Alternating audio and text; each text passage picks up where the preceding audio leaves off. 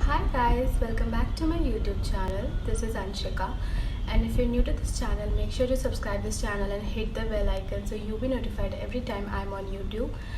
So this video is basically a detailed video about how to get admission or the admission procedure at Maharaja Sayajirao University.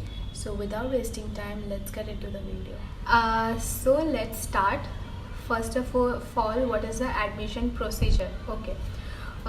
तो admission procedure का step number 1 ये रहेगा कि आपको university की website पे जाना है। वहाँ पर आएगा अप्लाई न्यू एडमिशन। वहाँ जाके आपको अपनी सारी डिटेल्स देनी है। 10th का रिज़ल्ट, 12th का रिज़ल्ट नहीं आया तो वहाँ पर आप वेटिंग लिस्ट में डाल सकते हैं। स्पोर्ट्स कोटा से भी एडमिशन होते हैं, तो अगर आपने कोई भी नेशनल खेला है तो do mention in your application form और अपने पेरेंट्स की डिटेल, अपनी मेल आईडी, अपना फ़ोन नंबर दे देना। तो उससे क्या होगा कि आपका एक स्टूडेंट जनरेट नंबर होगा जिसके थ्रू आपके एडमिट कार्ड्स और सब आएंगे। ठीक, और more updates about the admission procedure you can also follow them on Instagram MSU Baroda. They have 65,000+ followers और वहाँ पर आपको अपडेट आती रहेगी कि कब एडमिशन प्रोसीजर हो रहा है, कब नहीं हो रहा है। Do continuously visit. I think applications अभी ऑनलाइन आ भी गए हैं, तो if you are majorly going to pursue BCom honours, BBA, pharmacy or law, go and fill your admission application. It is mandatory.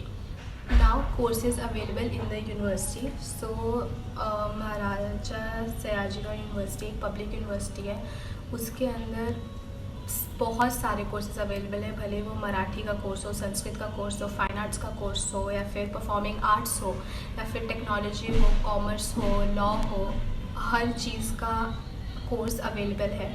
आप वेबसाइट पर जाके चेक कर सकते हो। अब कुछ हायर पेमेंट्स कोर्सेज होते हैं, उसमें क्या होता है कि फ़ीस के स्ट्रक्चर्स जो होते हैं वो डिफरेंट लेवल पे डिफरेंट होते हैं। मतलब आपकी मेरिट लिस्ट पे डिसाइड होता है कि आपकी फ़ीस स्ट्रक्चर क्या होने वाली है। अब मोस्टली कोर्सेज़ में आपका जो एडमिशन होता है exceptional I guess for BCom में भी आपको अपनी मेरिट बेस पे होता है, और वो तो रिज़ल्ट आप जब अपलोड करोगे तो वो उसमें आ जाएगा कि आपकी कितनी परसेंटेज थी, उसकी मेरिट बेस पे आपका एडमिशन होगा।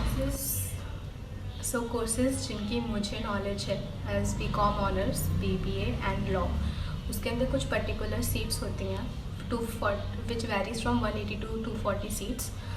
उसके लिए आपको क्या कहते हैं एंट्रेंस एग्ज़ाम देना पड़ेगा, उसके बाद से इंटरव्यू होगा, उसके बाद से आपकी फ़ाइनल मेरिट लिस्ट निकलेगी, उसके अकॉर्डिंग आपके एडमिशन्स होते हैं। और मैं स्पेसिफिकली BBA कर रही हूँ, तो मुझे BBA कहता पता है कि जो एंट्रेंस एग्ज़ाम आता है उसमें 4 चीज़ें आती हैं, GK, can't, logical and verbal. और उसके बाद से जब आप उसमें एक 60% एलिजिबिलिटी होती है, उसके बाद से आपको इंटरव्यू राउंड में कैरी फॉरवर्ड करा जाता है, एंड देन उसके बाद से आपकी फाइनल मेरिट लिस्ट निकलती है, रैंकिंग निकलती है, उसके बेसिस पे आपकी फ़ीस स्ट्रक्चर और आपका एडमिशन पक्का किया जाता है। थ्रू ईमेल आपकी कंफर्मेशन आती है। तो as for now we are done with admission procedure and courses. Now coming to hostel facilities. Hostel facilities ऐसा है कि for boys I think it is 7,500 per annum, yes, per annum, and for girls it is 7,000 per annum। 2 sharing और 4 sharing bedrooms होते हैं।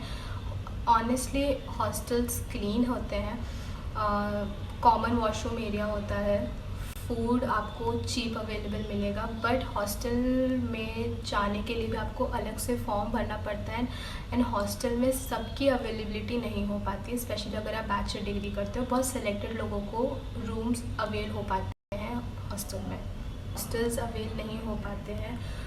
They go for outside teaching for PGs, paying guest, और private hostels भी मतलब expensive पड़ जाते हैं per annum के हिसाब से, एंड PGs अफोर्डेबल रहते हैं पर मंथ के लिए आपसे। इट स्टार्ट फ्रॉम 2,000 to 5,000 की आप क्या क्या फैसिलिटीज़ डिमांड करते हो एक PG से। उसके बाद से इवन यूनिवर्सिटी हमारी बहुत सारी फैसिलिटीज़ देती है जो बहुत लोगों को नहीं मालूम है, कि आपको फ्री मेडिकल फैसिलिटी मिल जाती है। आपको अपनी फ़ीस रिसिप्ट लेके जाना रहता है हमारे कॉलेज के हॉस्पिटल में। You have to show your fees receipt and you will get free medical facilities. अगर आपको बुक एक्सेस करवानी है तो आप आप हंसा मेहता लाइब्रेरी का एक्सेस ले सकते हो, और हर कॉलेज में अपनी लाइब्रेरी भी अवेलेबल रहती है। थर्ड फैसिलिटीज़ ही, अगर आप लेजेंड स्पोर्ट्स में बहुत इंटरेस्ट रखते हो, then I guess MSU university is the best, because हमारा पेविलियन आपको हर स्पोर्ट्स की वैरायटीज़ देता है। आप प्रैक्टिस कर सकते हो, आप यहाँ से रिप्रेजेंट कर सकते हो यूनिवर्सिटी में, and you can go to. हमारे कॉलेज में स्टूडेंट यूनियन भी होता है, जहाँ पर सारी फैकल्टीज़ के बच्चे आते हैं and they organise university events.